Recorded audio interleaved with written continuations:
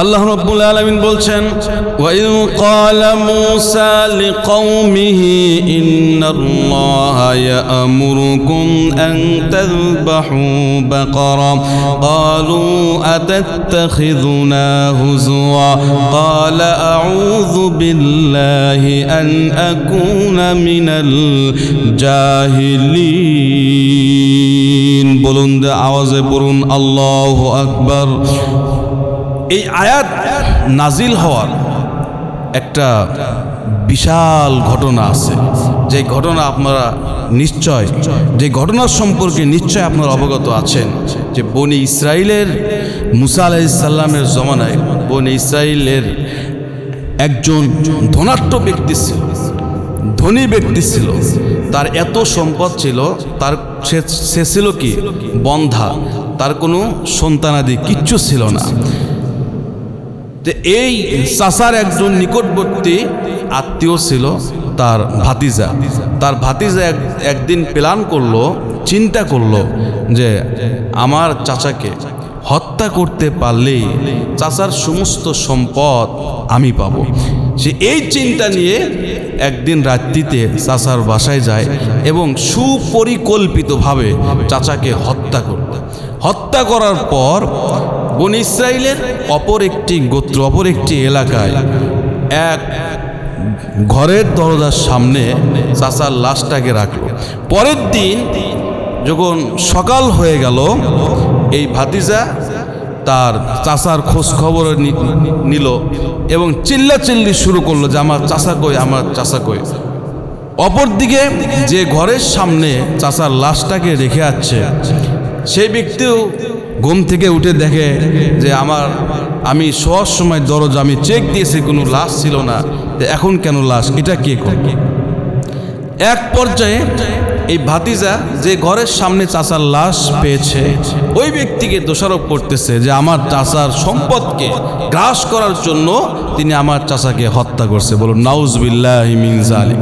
এবং ওই ব্যক্তি বলতেছে, ওয়াল্লাহি, আল্লাহর শপথ, আমি ওনার চাচাকে হত্যা করি নাই। এক পর্যায়ে এই দুইটি গোত্রের মধ্যে এক সময় এই লাশকে কেন্দ্র করে তারা মারামারি, কাটাকাটি, বিবাদ, ফাসাদ সহ এমনকি যুদ্ধের ঘোষণা দিল। তাদের মধ্যে যারা মনীষী ছিল, জ্ঞানী লোক ছিল, তারা বলল যে এই বিষয়টি আমরা যদি মুসা আলাইহিস সালামের কাছে চলে যাই এবং আল্লাহর নবীর কাছে জানাই, তাহলে মুসা আলাইহিস সালাম আমাদেরকে সুন্দর একটা সমস্যার সমাধান দিয়ে দিবে এবং যে ব্যক্তি হত্যা করছে তাকে বের করবে। বলুন সুবহানাল্লাহি ওয়া বিহামদি। সম্মানিত সুধী, এই ঘটনাকে কেন্দ্র করে এই আয়াত আল্লাহ রাব্বুল আলামিন নাজিল করলেন। মুসা আলাইহিস সালাম যখন গোত্রের লোকজন মুসা আলাইহিস সালামের দরবারে যখন এই ঘটনার বর্ণনা দিচ্ছিল, মুসা আলাইহিস সালামের কাছে জিবরাইল আলাইহিস সালাম ওহী নাজিল করলেন এবং মুসা আলাইহিস সালাম বলে দিলেন, ওয়াইয ক্বালা মূসা লিকওমি ইন্নাল্লাহা ইয়া'মুরুকুম আন তাযবাহু বাকারা। মুসা আলাইহিস সালাম গোত্রের লোকদের উদ্দেশ্য করে বললেন, আল্লাহ রাব্বুল আলামিন তোমাদেরকে বলছেন, আল্লাহ রাব্বুল আলামিনের নির্দেশে একটি গরু জবাই করো, আর যদি তোমরা গরু জবাই করতে পারো তাহলে মূল হত্যাকারীকে ধরা যাবে। বলুন সুবহানাল্লাহ। আন তাযবাহু বাকারা ক্বালু আতাত্তাখিযুনা হুজওয়া। তারা বলল যে আমার চাচাকে হত্যা করছে আর আপনি বলতেছেন গরু জবাই করো। তো হত্যা এক জিনিস, গরু জবাই করা আর এক জিনিস। তা আপনি কি বোঝাতে চাচ্ছেন? আল্লাহর নবী বললেন যে আল্লাহ আমার উপর যে ওহী নাজিল করছেন এটাই আমি তোমাদেরকে বলে দিচ্ছি, এই কাজটা যদি তোমরা করতে পারো তাহলে যে ব্যক্তি হত্যা করছে, যে আমরা এই ঘটনার যে সমস্যা এটা আমরা সমাধান করতে পারবো। বলুন সুবহানাল্লাহ। মুসা আলাইহিস সালামের এই কথা শুনে তারা বলল যে আপনি কি আমাদের সাথে উপহাস করতেছেন, ঠাট্টা করতেছেন? মুসা আলাইহিস সালাম বললেন, ক্বালা আউযু বিল্লাহি আন আকুনা মিনাল জাহিলিন। মুসা আলাইহিস সালাম আল্লাহ রাব্বুল আলামিনের কাছে আশ্রয় প্রার্থনা করলেন আর বললেন, আল্লাহ, আমি জাহেলদের অন্তর্ভুক্ত হতে চাই না, আমি জাহেলদের অন্তর্ভুক্ত হতে চাই না। গোত্রের লোকজন মুসা আলাইহিস সালামকে আবার বলল, ক্বালু দুউ লানা রাব্বাকা ইউবাইয়িন লানা মা হিয়া, ক্বালা ইন্নাহু ইয়াকুলু ইন্নাহা বাকারাতুন লা ফারিদুন ওয়ালা বিক আওয়ানুম বাইনা যালিক ফাফআলু মা তু'মারুন। বলুন আল্লাহু আকবার। গোত্রের লোকজন মুসা আলাইহিস সালামকে ডাক দিয়ে বলল, পয়গম্বর মুসা, আপনি আমাদের জন্য আল্লাহ রাব্বুল আলামিনের কাছে প্রার্থনা করেন, আমরা অবশ্যই গরু জব করব, তবে এই গরুটা কেমন হবে? মুসা আলাইহিস সালাম বললেন, ক্বালা ইন্নাহু ইয়াকুলু ইন্নাহা বাকারাতুন ফারিদুন ওয়ালা বিক। গরুটার বয়স খুব একটা বেশিও না, আবার খুব একটা কমও না। আওয়ানুম বাইনা যালিক, মধ্যম বয়সী গরু, মাঝামাঝি বয়সী গরু। যালিকা ফাফআলু মা তু'মারুন, তোমাদেরকে যে গরুর ব্যাপারে যে নির্দেশ দেওয়া হয়েছে তোমরা সেটাই কি করো? পালন করো। বলুন সুবহানাল্লাহ।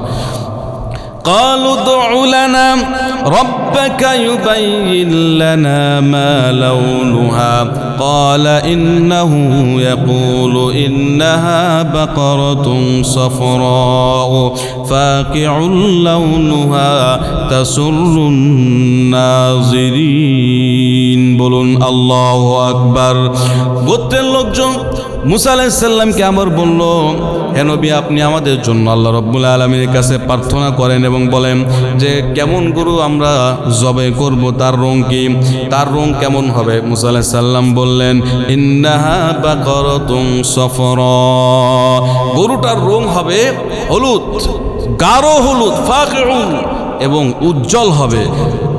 লাউনুহা তাসুরুন নাজিরিন, যেন গরুটাকে যারা দেখবে এই সমস্ত দর্শকগণ যেন গরুটা দেখে আনন্দিত হয়। কি হয়? আনন্দিত হয়। তারা দেখলো যে এই গরু বয়স বেশিও না, কমও না, মাঝারি বয়স, মধ্যম বয়স, আবার হলুদ, গাঢ় হলুদ, উজ্জ্বল, এরকম গরু কোথায় পাওয়া যাবে? তারা টেনশনে পড়ে গেল। একটাই কারণ যে তারা বেশি প্রশ্ন করতেছিল। হাদিসের মধ্যে এসেছে যে যতটুকুন প্রয়োজন ততটুকুন তোমরা প্রশ্ন করো, যা প্রয়োজন তোমরা কি সেই বিষয়ে জানো, হয়তো কোনো প্রশ্ন করো না। বনী ইসরাইলের গোত্রের লোকজন বেশি প্রশ্ন করার কারণে তাদের কাজটা কি হচ্ছে? কঠিন হচ্ছে। তারা এক পর্যায়ে সিদ্ধান্ত নিল এরকম গরু কোথায় পাওয়া যায়। তারা খোঁজাখুঁজি করতে লাগলো। খোঁজাখুঁজি করার পর এক পর্যায়ে তারা বনী ইসরাইলের একজন ব্যক্তির নিকটে তার এই গরুর সন্ধান পেয়ে গেল। কোরআনে যেভাবে বর্ণিত হয়েছে সেইভাবে সেরকম কালার, সেরকম বয়সী একটা গরু দেখতে পেল এবং তাকে গরুর মালিককে জিজ্ঞাসা করা হলো, ভাই এই গরুর দাম কেমন? ওই মালিক বলতেছে যে এই গরুর দাম, গরুর যে চামড়া হবে, চামড়া এক পাল্লায় রাখতে হবে, আর এক পাল্লায় স্বর্ণ রাখতে হবে। এই স্বর্ণ, গরুর চামড়া পরিমাণ যে স্বর্ণ, এই মূল্য আমাকে দিতে হবে। কাজ কত কঠিন হচ্ছে একমাত্র প্রশ্ন করার দরুন। সম্মানিত শুনি, এইভাবে তারা প্রশ্ন করতে লাগলো।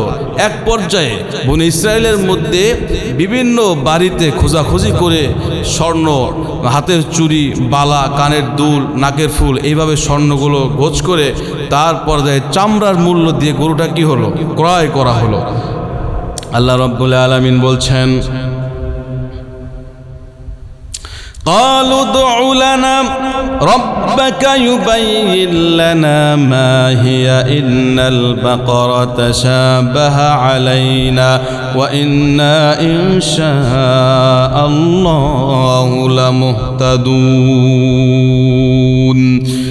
তারা বলল, হে মুসা, হে পয়গম্বর, আপনি আল্লাহ রাব্বুল আলামিনের কাছে আমাদের জন্য প্রার্থনা করেন, এবং মাহিয়া সেই গরুটা আমরা যদি পাই, ইন্নাল বাকারা তাশাবাহা আলাইনা ওয়া ইন্না ইনশাআল্লাহু লামুহতাদুন, আপনি যেভাবে বর্ণনা দিলেন আর আমরা যদি এগুলো করতে পারি, তাহলে অবশ্যই আমাদের জন্য লামুহতাদুন, অবশ্যই সঠিক জ্ঞান প্রাপ্ত আমরা কি হব এবং সঠিক পথ আমরা পাব।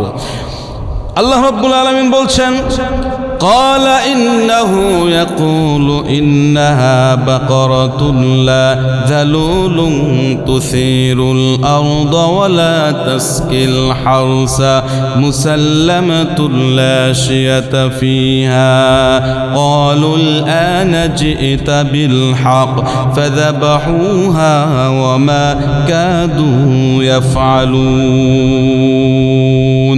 আল্লাহ রাব্বুল আলামিন বলছেন, মুসা আলাইহিস সালাম তাদেরকে বলে দিলেন যে এমন গরু তোমরা ক্রয় করো যেই গরু দিয়ে কখনো জমিনে হাল চাষ করা হয় নাই এবং সেচের কাজে ব্যবহার করা হয় নাই, মই দেওয়া হয় নাই, সুস্থ হতে হবে, কোনো খুঁত থাকা যাবে না, নিখুঁত গরু, এরকম গরু তোমরা কি করো, ক্রয় করো। ক্বালুল আনা জিতা বিল হক, তারা বলল হ্যাঁ এটাই সত্য। ফাযাবাহুহা, এবং এরকম গরু কি করো, জবে করো। ওমা কাদু ইয়াফআলুন, যখন মুসা আলাইহিস সালাম বর্ণনা দিচ্ছিলেন, তারা গরু যে জবে করবে, জবে করার প্রতি তারা অনীহা প্রকাশ করল, কেমন যেন তারা করতে লাগলো যে গরু আর কি করবে না, জবে করবে না। আল্লাহ রাব্বুল আলামিন বলছেন, ওয়াইদ কাতালতুম নাফসান ফাদারাতুম ফিহা ওয়াল্লাহু মুখরিজুম মা কুনতুম তাকতুমুন, তোমরা যে ব্যক্তিকে হত্যা করেছ এবং হত্যা করার পর গোপন করেছ, এবং তোমরা এটা প্ল্যান করেছিলে যে মূল হত্যাকারীকে আল্লাহ রাব্বুল আলামিন বা কেউ বের করতে পারবেন না, অথচ আল্লাহু মুখরিজুম মা কুনতুম তাকতুমুন, আল্লাহ রাব্বুল আলামিন ফাআহকামুল হাকিমিন, তিনি হলেন সর্বশ্রেষ্ঠ বিচারক। আল্লাহ রাব্বুল আলামিন এই হত্যাকারীকে বের করবেন বিধায় মুসা আলাইহিস সালামের উপর কি করছেন, কোরআনের আয়াত নাজিল করছেন। সর্বশেষে আল্লাহ তাআলা বলতেছেন, ফাকুল্লা দুরিবুহু বিবাদিহা কাযালিকা ইউহয়িল্লাহুল মাউতা ওয়া ইউরিকুম আয়াতিহি লাআল্লাকুম তাকিলুন। আল্লাহ রাব্বুল আলামিন বলছেন, হে নবী আপনি তাদেরকে বলে দেন তারা যেন গরু জবে করার পরে এক টুকরা গোশত নিয়ে মৃত ব্যক্তির দেহে টাচ করে, কি করে, টাচ করে, একটু আঘাত করে, তাহলে গোশতের আঘাতের বিনিময়ে মৃত ব্যক্তিকে আমি আবার জীবিত করে দিব, বলুন সুবহানাল্লাহ। তাই করা হলো, গরু জবে করার পরে এক টুকরা গোশত নিয়ে মৃত ব্যক্তির দেহে আঘাত করার সঙ্গে সঙ্গে মৃত ব্যক্তি আবার কি হলো, জীবিত হলো, এবং হত্যাকাণ্ডের সাক্ষী দিল যে আমার সম্পদকে গ্রাস করার জন্য, অবৈধভাবে দখল করার জন্য আমার ভাতিজা আমাকে হত্যা করেছে। এরপরে রাষ্ট্রীয়ভাবে মুসা আলাইহিস সালাম আইন করে দিলেন যে ভাতিজা যেহেতু চাচাকে হত্যা করেছে, বরং তাকে সম্পদ দেওয়া যাবে না, হত্যার বিনিময়ে হত্যা, তাকে ফাঁসির কাস্টে ঝুলে তাকেও কি করো, হত্যা করে দাও। সম্মানিত সুধী, এই আয়াত দ্বারা আমরা একটা বিষয় শিক্ষণীয় বিষয় আমরা একটাই জানতে পারি, সেটা হচ্ছে যে আল্লাহ রাব্বুল আলামিন দেখেন মৃত্যু ব্যক্তিকে কেমনে জিন্দা করেন। তা আমরা এটাই বিশ্বাস করব যে আমরা প্রথমে রুহের জগতে ছিলাম, আমাদের কোনো প্রাণ ছিল না, আল্লাহ রাব্বুল আলামিন আবার মায়ের পেটের জগতে পাঠিয়ে দিলেন, ওখান থেকে আমরা দুনিয়াতে এসেছি, দুনিয়াতেও থাকবো না, আবার আমরা কি মৃত্যুবরণ করব, কবরে চলে যাব, কবরে আল্লাহ রাব্বুল আলামিন আমাদেরকে রূহ দিবেন, আবার জীবিত করবেন, হাসরে তুলবেন, বিচার করবেন, এরপরে জান্নাত জাহান্নাম। তো এই সমস্ত বিষয়ের উপর আমরা পরিপূর্ণ আস্থা এবং বিশ্বাস রাখবো, বলুন ইনশাআল্লাহ।